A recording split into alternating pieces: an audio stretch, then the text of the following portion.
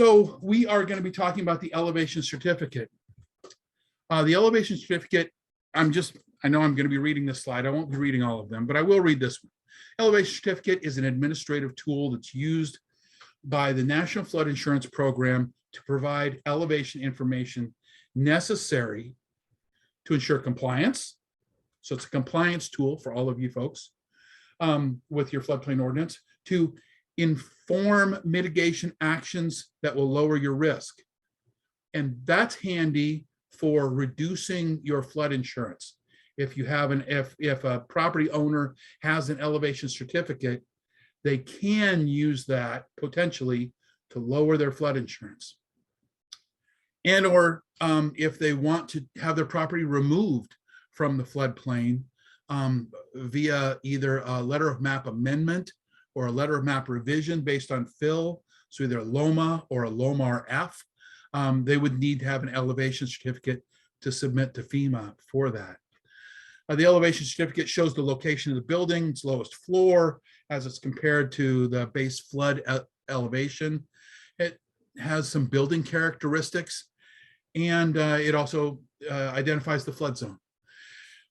Now, one thing, I think the things that I'm going to be teaching you are going to be universally true, but because the insurance part of the NFIP is going through some changes, we are expecting the elevation certificate to go through some changes also.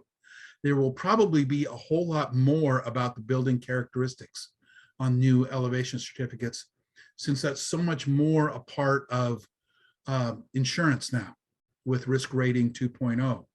Risk rating 2.0 wants to know, is it a 2-story building?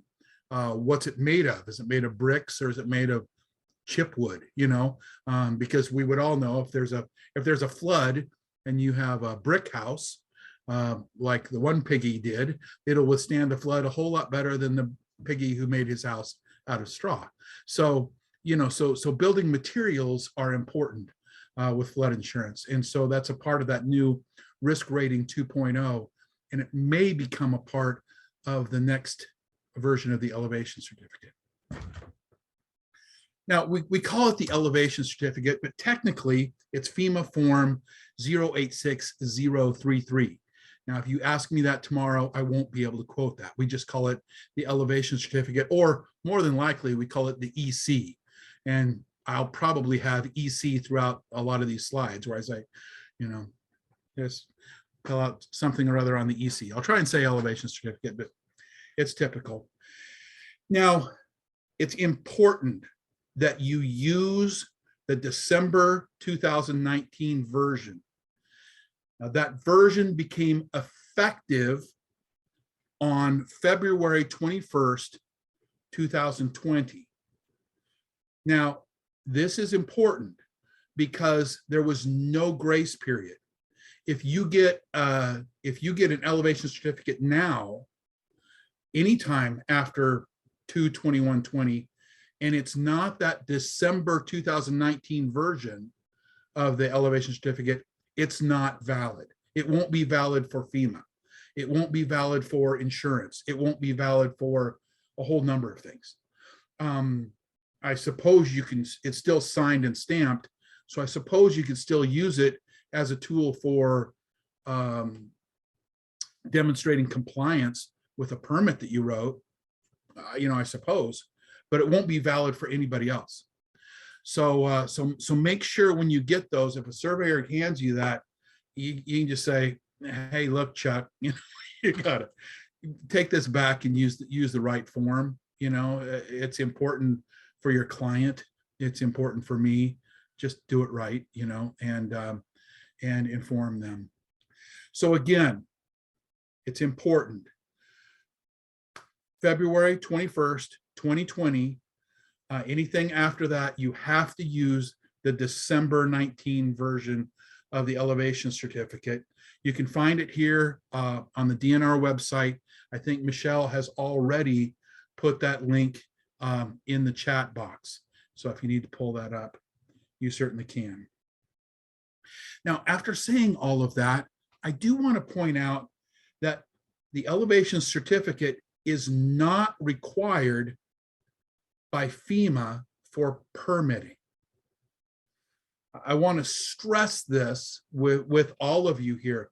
For permitting purposes, you wrote a permit and you have to have something authoritative afterwards to demonstrate that they followed your permit.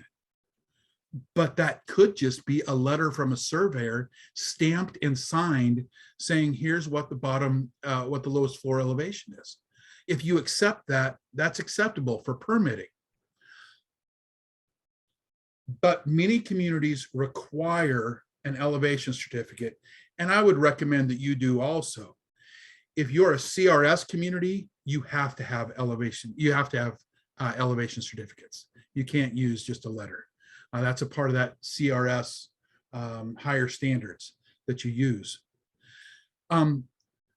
Also, so it is required by FEMA for LOMAs and LOMAR-Fs. So here's one of the things that I would want to say. You might not require that surveyor who did the survey of this house after it was built to fill out an elevation certificate. You might accept a letter from that surveyor, and that might be good enough for you. But it's not going to be good enough for FEMA if that owner, that taxpayer, your client, wants to try and get a letter of map amendment or a letter of map revision based on fill. FEMA won't accept it. If that owner, client, whatever, if they want to try and reduce their flood insurance, they're not going to be able to do that with a letter. That letter isn't going to be good for anybody else but you. And so you might as well just tell the surveyor, look, we require an elevation certificate, and make sure that the people in your community get a piece of paper that's useful. I mean, the surveyor's already done all the work. All they have to do is fill out the right form, you know? But again, I want to stress the fact that that's up to you. FEMA does not require it for permitting purposes. Again, if they want to get removed from the floodplain, they're going to require it, but not for you for permitting. All right. So how do you know if you're using the December 2019 version? Well, you can see that on the bottom corner of the elevation certificate, or up in the top, you can see that that it's one that says that it expires this November. So you can look at those. You can see that this is the current version. This would be the lower left corner of the form or the upper right corner. Section A. Now, the thing about it is I talk about section A, you know, there's A1, A2, A3. This is the owner's name and that kind of stuff. There's not really much to say about that, but that's not true. This is one of the major errors that people fill out, and it happens in A2 and A3. A2 has the building address and then the city, state, and zip. Sometimes when you guys are giving this permit, there is no address yet. It's an empty lot somewhere. It's lot 13 of the new such and such subdivision, and there's no street address yet. So they might have to put the property description down in A3, which is completely acceptable. You can fill out either A2 or A3. The problem is whichever one they fill out, they have to fill out the city, state, and zip. And so often they'll go on ahead and they'll fill out the property description down below with the lot number and everything like that, and they'll fail to go up to the blank up above it to make sure that they've still filled out the city, state, and zip. And that's important, you know. So keep an eye out for that when they're turning in an elevation certificate. Make sure that that line got filled in.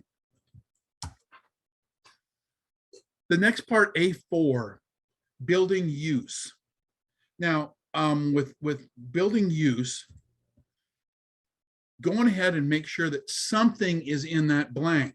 It can be residential, non-residential, accessory. Since those are key terms in the National Flood Insurance Program, those are good terms to use to fill in there.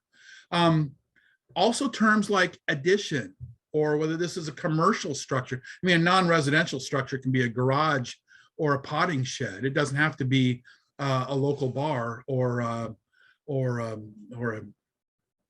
boutique, you know. So let it know whether this is commercial or industrial, whether this is a housing complex. Those things are all helpful to have in that box. But regardless, from your standpoint, I mean, more than likely the surveyor is going to fill this out. But from your standpoint, the point is make sure something is in there. Something has to be in there describing what this is about, especially if it's an addition. And when we're talking about additions, you see, if this is an addition, you need to ensure that the location of the elevation shot, we're going to get into that, but you guys all know that's what the elevation certificate is about, is what is the level of the lowest floor. If this is for an addition, then what exactly are they giving you when they give you that elevation shot? Is this, I mean, it's the lowest floor, but is it the lowest floor of the addition or of the entire structure? You know, if this is an elevation certificate for an addition, remember that the lowest floor elevation for the addition might not be the lowest floor for the entire house. So you can't really use that for permitting or a Lomar or a Lomar F or something like that for the house, you know, because the addition might be higher, you know. If this is an elevation certificate for the entire structure, then the lowest floor of the structure might not indicate whether they built the addition in compliance with your permit. You know, if you have an addition that's built on and it's not structurally attached, that's kind of considered to be a separate structure, where the non-structurally attached addition complies with your ordinance, but the regular part of the house doesn't. Well, how are you going to know if it complies with your ordinance or not if they're not taking the shot in the addition? So regardless, it's important to know where they took that shot. And then there's a description of it in section D, so that you know what the lowest floor elevation is, maybe for the entire structure or whatever, but they should describe it then in section D to make it perfectly clear to you what it is, what this EC is about, where they took the shot, especially, of course, for compliance. Just had a call on that this morning, by the way, from Scotts Bluff. A surveyor called me wanting to know that. The person there wanted an elevation certificate just for their porch. And so, you know, so I gave them the same spiel I just gave you. All right. So A1, A5, and A6 are not required. You know, this elevation certificate is going to be good for the life of the house, regardless of who owned it. So the owner's name isn't that important. So if that's left blank, don't sweat it, even if you're a CRS community. Latitude and longitude, if you already have the address of the property, legal description of the property, latitude and longitude aren't that important.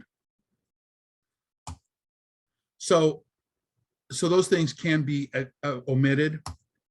AC is not required for, I'm sorry, A6. AC is required because it's hot. A6 is not required for permitting purposes. But if I were you, if I were a floodplain administrator anywhere, state of Nebraska for sure, I would still require it. I would kick it back to the surveyor and say, hey, look, go back and take some pictures, because it doesn't cost anything anymore to take pictures. I can take my, oh, you can't see my phone. I can take my phone on out. I can snap pictures. I don't have to send it to Walmart to get it developed or anything like that. You know, those pictures are just right there, and I can tag them on in. And it's so important. This is a great example here with these pictures. This was a garage. Imagine you permitting this garage with a couple of vents, and you get this elevation certificate for this garage. And then you drive by 3 years later and you see the lower picture. You know, now it's a guest bedroom. Well, that doesn't comply with your ordinance. You know, you can have a garage maybe down at ground level and have it vented, but you can't vent a guest bedroom, you know. So having that picture just really demonstrates what it was that you permitted. and what it was that surveyor surveyed when he provided you this proof of compliance at the end of the development process. So I highly recommend that, even though it's not required by FEMA, that you as a floodplain administrator require pictures. Furthermore, if they're using this elevation certificate for insurance purposes, it's required for insurance purposes. The insurance companies require the pictures. So once again, you're just making sure that your citizens get a quality product from the surveyor, something that they can use, something that's versatile. A7, building diagram number. This is an area of a lot of confusion. And that's because I think FEMA's made it confusing. There's all sorts of things about negative slope and things like that. But you don't have to worry about that, all right? So when you're looking at the building diagrams, just make sure that the diagram that they're using for this elevation certificate is one that makes sense. There's a little bit more to it than that, but essentially make sure that whatever diagram they're using makes sense. So we're going to go over those anyway. Like I say, A7 is critical, and we do make a big deal about it, but there are some things you need to know. One is, whatever you use for a building diagram number, it's got to be specific. So they can't just say building diagram 1, because 1 has a 1A and a 1B. So you've got to say which one. The surveyor or whatever on your elevation certificate has to say which of those it is. Insurance agents will typically, if there's an error, like they use the wrong diagram because of things like negative slope and concrete walls or whatever, the insurance agent will pick that up. For permitting purposes, I don't think you really need to worry about it. But again, make sure that whatever diagram they use is one that makes sense. Let's go over those diagrams. They're not here on the form, but if you pull up a form that has all of the instructions with it, you will see the building diagrams after the elevation certificate in all of the instructions. So let's cover them. Building diagram 1A and 1B are both slab. I would say slab on grade, but that's building diagram 1A is slab on grade. Building diagram 1B is where they have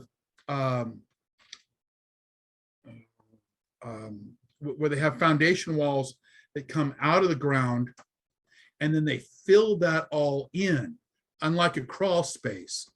They have the foundation walls come out, and then they fill it in with dirt, gravel, whatever, and then they concrete over the top of that so that it's solid. The difference between a 1B and something with a crawl space, from your standpoint, is if it's solid, it doesn't need to be vented.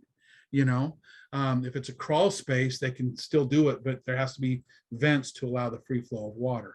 And we'll get into crawl spaces here in just a second. Diagrams 2A and 2B deal with basements. A basement has to be totally below ground, has to be below grade on all sides. So when we're talking about a walkout basement, it's not really a basement from floodplain standpoints, from floodplain definitions. For us, a basement is something that is below grade on all sides. Now, they've made a little stipulation with this 2B, where they said, you know, if the ground around it is like above grade, then you can have this like sunken patio here, and we'll still consider it to be a basement. So it's possible to go on ahead and have this sunken patio, still consider it to be a basement for insurance purposes. And for permitting purposes, you would want to make sure that that grade all the way around there is a good foot higher than the base flood elevation. Split levels. Split levels can be diagram 3 or diagram 4, depending on whether it's a split level with a basement, remember, subgrade on all sides, or whether it's or whether it's like a walkout split level.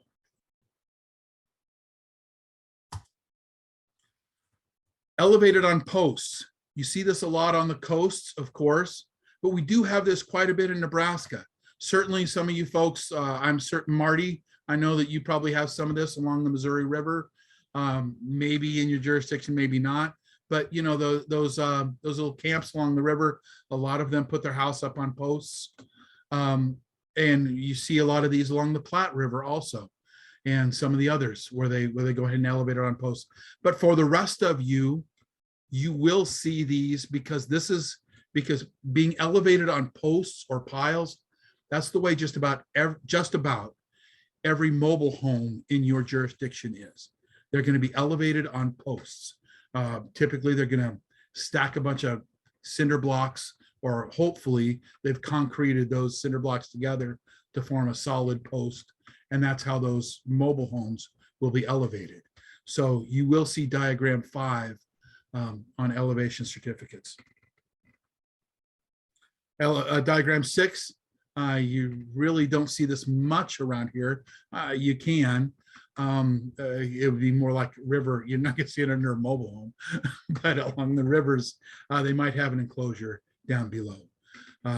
Something built up on posts, and maybe they've got a garage underneath it or something like that. Diagram 7. This is the walkout, and the difference here between this and like diagram 3 is this is not necessarily a split level. This could be a 2-story or whatever. And with diagram 7, typically we're looking at something where the lower floor is vented, but it wouldn't have to be. Okay. Crawl spaces. We said we were going to talk about this before. Diagram 8, diagram 9. The difference here is that in diagram 9, the crawl space is totally subgrade, meaning that the dirt on the outside is higher than the level of the dirt inside that crawl space wall. Now, this is important. Unless your ordinance allows for this to happen, a subgrade crawl space, that would be a violation of your ordinance to have a subgrade crawl space. The reason is because even if you put those vents there, when there's time of flood, those vents are to allow water to flow in and flow back out. And as you can see, if it's a subgrade crawl space, that's not flowing out. You know, you're going to have your house sitting above an indoor swimming pool is what you're going to have.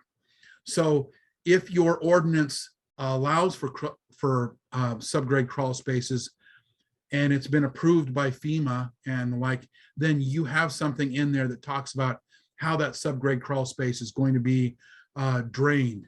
You're going to have some sort of drainage built into it or something to make sure that water doesn't just sit in there for months and months and months, or maybe even years after a flood.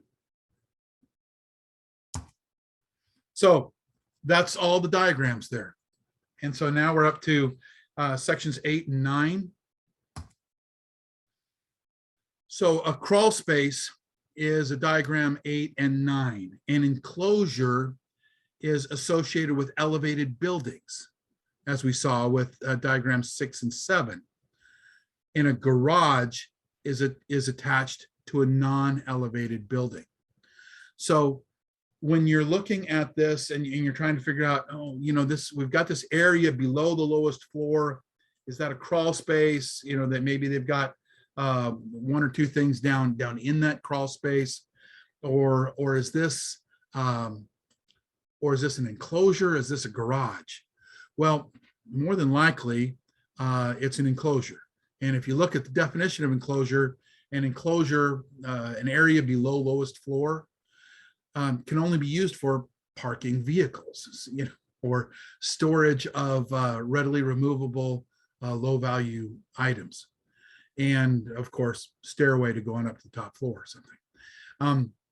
So, you know, really, when we're talking about enclosures, typically here in Nebraska, we're talking about a garage, but we're talking about a garage that's below grade, and so this would be below an elevated structure, even if it's attached laterally. If it's below a non-elevated structure, then that's a garage. Now, if you have both a garage and an enclosure, both must be listed unless they're vented together as one unit. So let's imagine that you have a garage, you know, and you also have off to the side some sort of storage area or something that's still permissible to be used in an enclosure. Make sure that those are separately listed here in this section A, 8 and 9, whatever, because of this. Here's a good example. You have a crawl space that's 1,200 square feet, and next to it, you have a garage that's 600 square feet. Well, if only A8 is filled out as an enclosure, then you have an enclosure of 1,800 square feet. And let's imagine that you have 200 square inches of, or 2,000 square inches of venting. You know, you have 10 vents, 200 square inches each, you know, that would indicate that you're properly vented. And yet, if the enclosure was 1,200 square feet with 2,000 square foot of venting, and the garage was 600 square feet and didn't have any vents at all, then that garage isn't properly vented, you know? So, one way that they could fix that is by installing vents between the garage and the crawl space, or between the garage and the enclosure, to make it one unit so that all of it's vented together. That would work. Otherwise, they need to vent the garage and bring it into compliance. Somebody want to give me a thumbs up using your little whatever, make sure that before I move on, that made sense to y'all. There we go. Well, Robert, if it made sense to you, we'll just, there you go. And Becky, cool. Thanks, John. Okay, I'll move on then. Sometimes I think you might just give me a thumbs up to say, just keep going, Chuck. Okay. All right. All right. Section AC. Buildings with crawl spaces.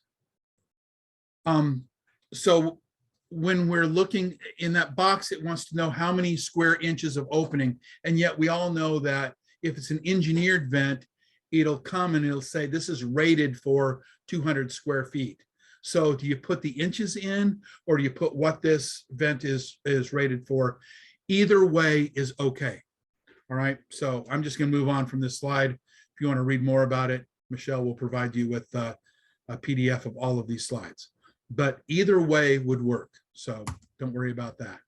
This is one of those engineering certificates. You know, when you read your ordinance and it says, you know, you either have to have 1 square inch for every square foot, or you have to have an engineer signing off saying that it's good enough. If they have engineered vents, it will come with this engineered flood opening sheet. It'll come in the box, you know, and it'll say which model it is. There'll be a check mark in one of those boxes, and then you'll know what that particular vent is rated for. And you can count how many there are, and you can see how many square feet it's rated for. As you can see, the model 1616CS, that's the 4th one down. It's a 16 by 16. The area is only 180 square inches. Yet, so it would typically only be good for 180 square feet. Yet this one's rated for 395 square feet. So it's a real advantage to have engineered vents, because you get to use less of them, and they stay closed. So you don't have to worry about squirrels, mice, rats, wasps flying into your garage and making nests and homes and such. All right, so we're done with A, and I've only got 15 minutes to bring this home, but don't worry, I can talk fast. So section B. Section B, they're gonna want community name and number. Most of you guys know what your community number is, but if you don't know what this stuff is, look on your firm, and you'll see down there in the bottom of the title box, it'll say your community, Bloomfield, the city of Bloomfield, and it'll give you your community number right there. It's right on one of your firms. If you don't know where your firms are, shame on you. I'm sure they're back in a drawer because none of us use them. We all go to our amazing interactive map that we have digitally, and that's cool. But if you're having trouble finding them, just give me a call and I'll look it up for you and tell you what it is. Or give Asa a call and I'll tell Asa how to look it up and she can tell you what that number is. Okay, cool. All right, B4, B5, B6, B7, map number, the suffix, the index date, and the revision date. That's also right there in that corner. It gives you the map number, and it'll usually be followed by a suffix if it has one, like D in this case. And it'll give you that map revision date. You're going to have to look up your index date. B8 and B9, ask what flood zone it is. B9 is important to you. This is where the surveyor is going to be, or you are going to be putting in the base flood elevation for this structure. So this is where you're going to want to compare this to the elevation of the bottom floor. B9 is where you're going to find that. I'm going to say that one more time. B9 is where you're going to find the base flood elevation on the elevation certificate, or where you're going to write it in. B10, B11, and B10. Got an error there, Michelle. That's all right. No, I missed it. Okay, we'll say this actually says B10, 11, and 12. Let's go that route. But it's good that I had B10 twice because B10 is really all I really want to talk to you about. With B10, this is important. B10 is the most common error on the elevation certificate in the state of Nebraska. I just want to tell you right now, it's checking, see on B10, you're going to check where they got the base flood elevation from. Did they get it from the FIS profile? Did they get it from the firm? Did the community determine it? Or did they get it from some other source? And typically I am going to see that they got it right off the firm. That is wrong. That is wrong. Just let me tell you all, if you got firm checked, that's wrong. Now, I kind of lied to you because sometimes that can be right, but it's very, very rare. And we're going to get into that right now on why it's rare and why you would know whether it's correct or not. But for the rest of you, if you don't know, just assume that it's wrong. All right. B10 error. The BFE for a zone AE, they have to get that from the flood insurance study. There are profile pictures in the back, and the surveyor has to go through and interpolate between those, and they'll come up with a base flood elevation to the 10th of a foot. And in an AE, in a zone AE, that's where they have to get their base flood elevation. If it's just a zone A, just this blue blob, then you're going to request base flood elevations from us, and we're going to provide that to you. So that's another source. That's some other source that was provided from Department of Natural Resources. So they'll under other source, they'll put BFE determination from Nebraska, DNR or NDNR or state BFE determination or something, but it will be another source is the point. If you're a community that has no maps, welcome to this class. There are very few communities that even join the NFIP if they have no maps at all, but there are a few, very few, and I don't think any of you are one of them. If you are, again, thanks for coming. But in those communities that they're a part of the National Flood Insurance Program, and they have to come up with a BFE, and there's nothing for them to base it on. So they're just going to determine something. They're going to pick the elevation of the highest point in the highway going through town. And they're going to say, this is going to be the BFE for everybody in town. They will determine that. And that's what community determined means. The only time that you would use the firm to calculate what the BFE is for AO zones and AH zones, because those will say right on the firm what the elevation is. For AO zone, it's just going to say 2 foot above grade or 3 foot above grade or a foot above grade, something like that. And for AH zones, that's that ponding. It's going to say right there, ponding at this particular elevation. And so that'll be right on there. And the thing is with AO zones, you don't have to use this part of the elevation certificate anyway. You don't even have to hire a surveyor. You can do it yourself in an AO zone, and you can use one of the other sections of this elevation certificate. So why they would fill out this part is kind of beyond me. Some of them do, and that's fine. But again, it's rare that an AO zone will use this A10 box anyway. So so again, for the most part, it's wrong. If you don't know what an AH zone is, if you're unfamiliar with AH zones, more than likely you don't have them in your jurisdiction. So again, if they use firm on this, they're wrong, because you probably don't have AH zones. If you did, more than likely you would know it. Okay, even if the permit was given prior to before a firm was regulatory. So let's say that you gave a permit to somebody and then a new firm comes out. Maybe it raises the elevation or something like that. The elevation certificate still needs to be filled out on the current firm, not the firm that was in place beforehand. And I've gone over this with surveyors, but they have you, for your part, you make sure that they use the data from the current firm, the firm that's in place on the date that they fill this out.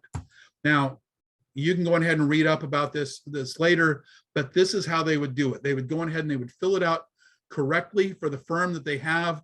And then in that section D in the notes, they would go on ahead and they say the firm information at the time of the approved permit was, and they would go ahead and they would write all that information in so that whoever's looking at this knows that this house isn't a violation. But still, they have to use the current firm when they're filling out that section.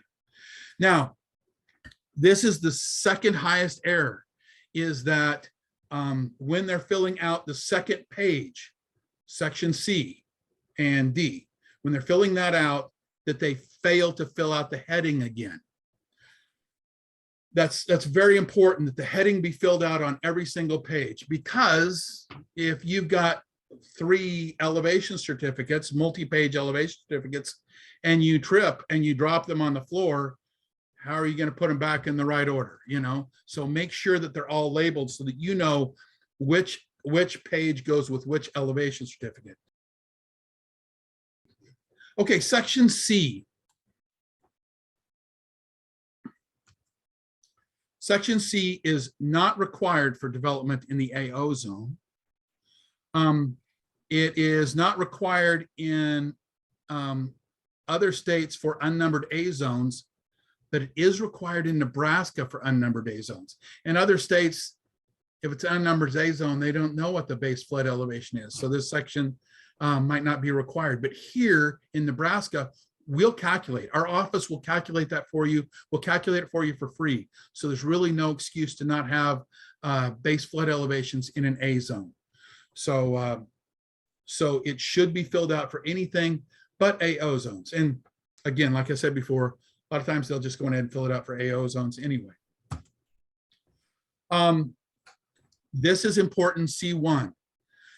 Construction drawings. Are they giving you this elevation certificate based on what their intent is?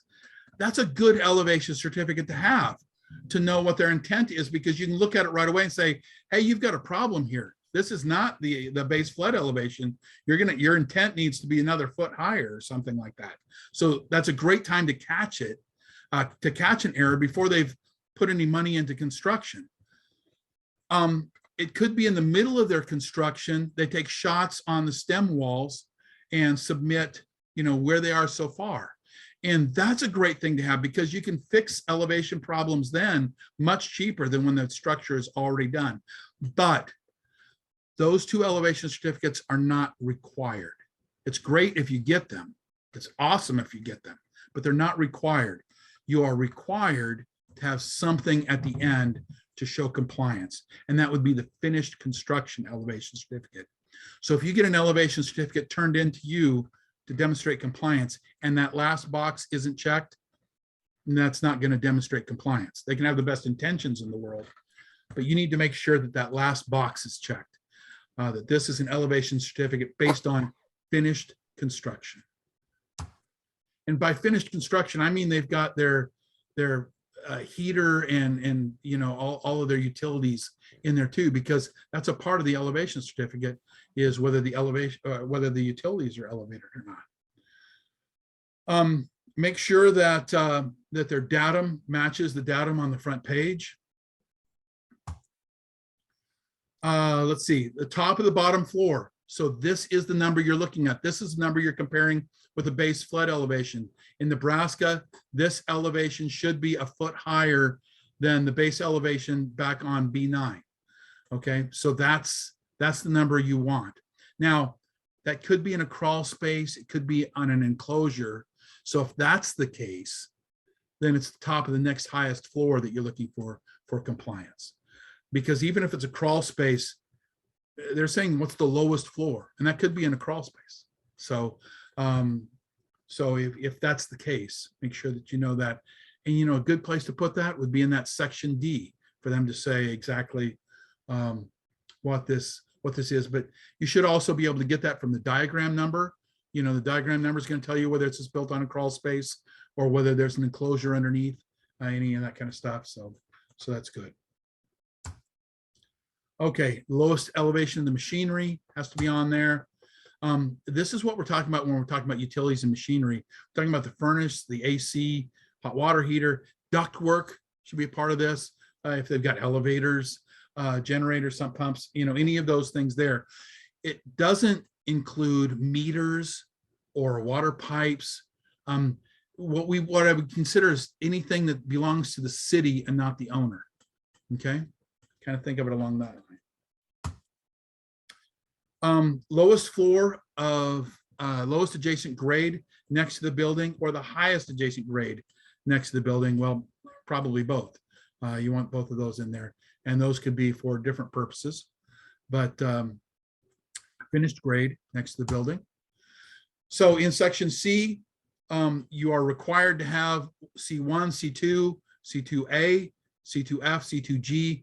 You might be required to have C2B, C2C, C2, you know, I mean, if there is a next highest floor or anything like that, then you would have to have that information. But if there isn't, if this is a ranch house built on slab, there's probably a good, you know, makes sense that some of that stuff wouldn't need to be there. Make sure they put NA there. Section D. A couple of things I want to say about section D. Whoops, a little too quick. There we go. A couple of things I want to say about section D. I get a lot of calls from folks saying, hey, I think I've got some problems here with this elevation certificate. What should I do? If you send me the elevation certificate, I'll tell you exactly what I do. I go to that telephone number and I call them up and I ask them. So you could do the same thing. You know, section D, it has the telephone number of the surveyor. Call them up and ask them, hey, what is this? This doesn't seem to make sense to me. Or some other problem, you know. But in this section, make sure that it's stamped, that it's signed, that this is filled out. And we've talked a lot so far about the notes section in section D. There's almost always a reason to have notes in section D. So going ahead and look over those notes in section D. It's very important for you as a floodplain administrator to, as a part of making sure this elevation certificate is filled out correctly. Section E, this is the section dealing with AO zones. So again, if an AO zone says this structure has to be 2 foot above grade, a property owner with a good yardstick can go on ahead and do that, you know. So this section can actually be filled out by the owner themselves. It can be filled out by you if you want to go on out there and make sure that that everything is done properly. If they fill out section E, again, section E and F, they're for AO zones. They filled out the same as C and D. C is not required if you're using E and F.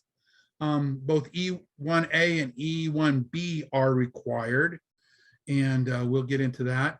E5 only if the community requires it. Let's take a look at that.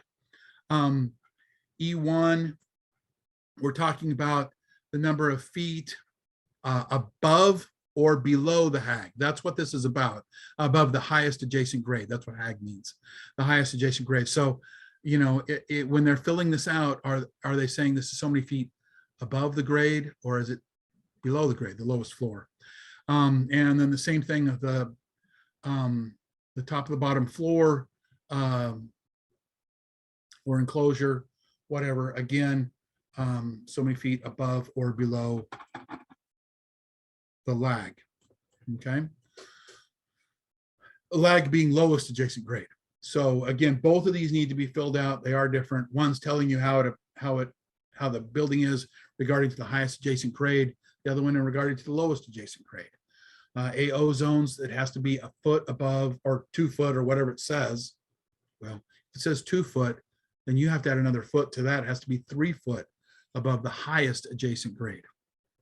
Okay. Now, what happens as a floodplain administrator if you see that there are errors on this form? What can you do about it? There are 4 things that you can do to correct errors on this form. One, and it's my favorite, is I can send it back to the surveyor and say, hey, you put the wrong community number in here, or this isn't the base flood elevation for this piece of property.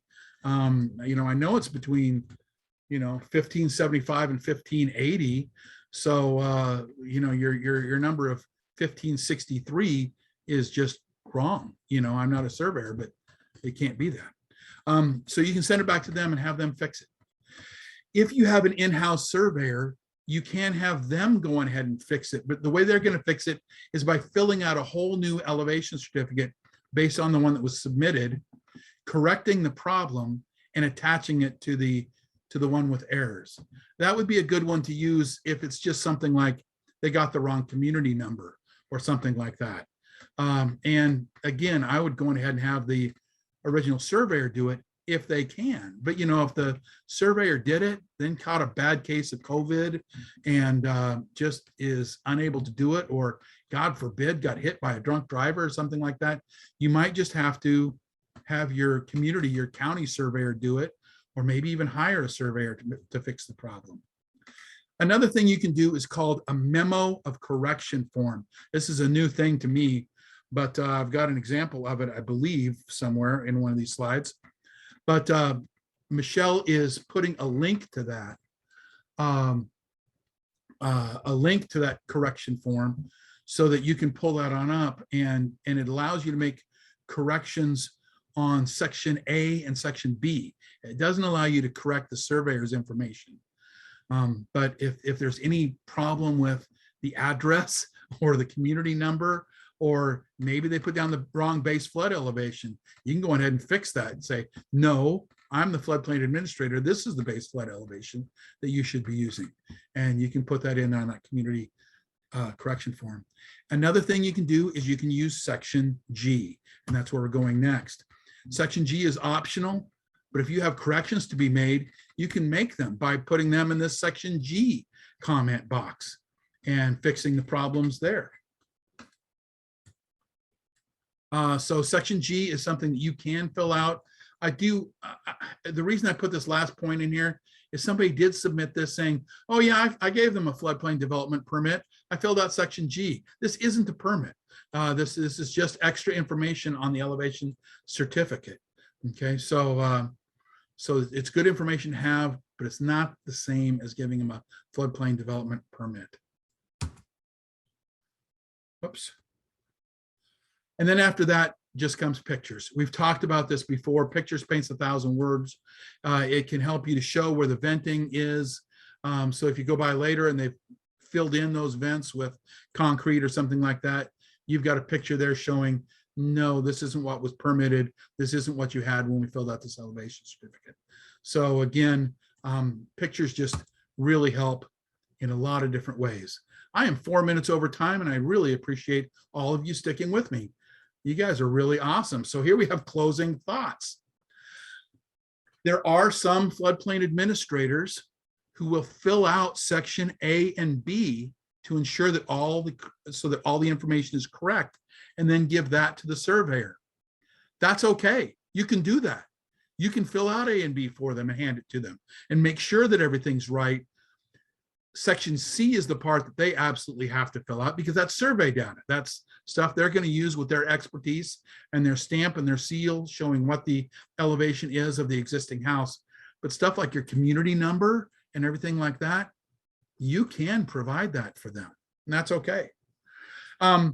There are some great videos, and I tried to base this class right off of those videos. And Michelle is putting the link to those videos in the chat box. I highly recommend them.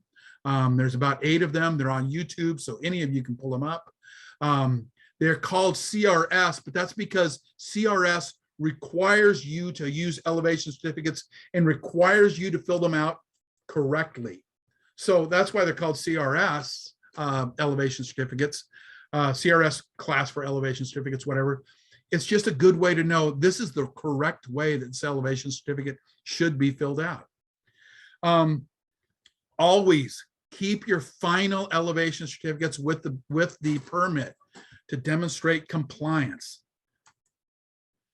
And then finally, I want to give my disclaimers.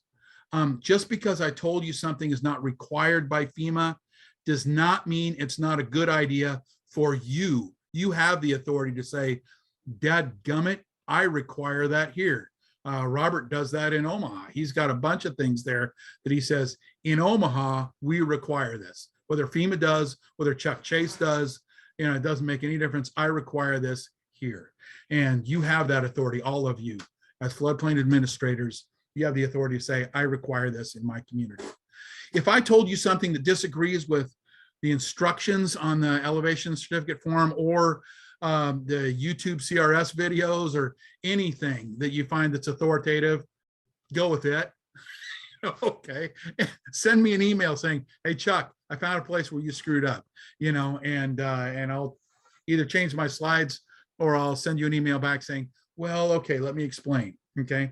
But go with something more authoritative, please. Remember the responsibility. The surveyor will fill out the elevation certificate, yet it is the floodplain administrators,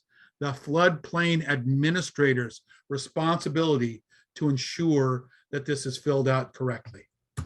And this is me, Chuck.Chase, Nebraska.gov. That's my telephone number.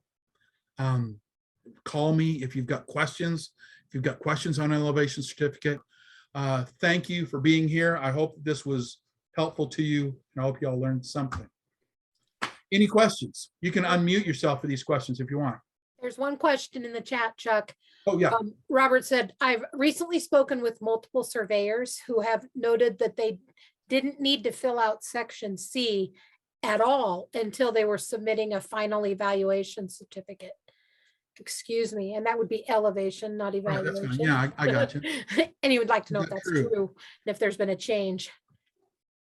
In the review I wasn't aware of. Well,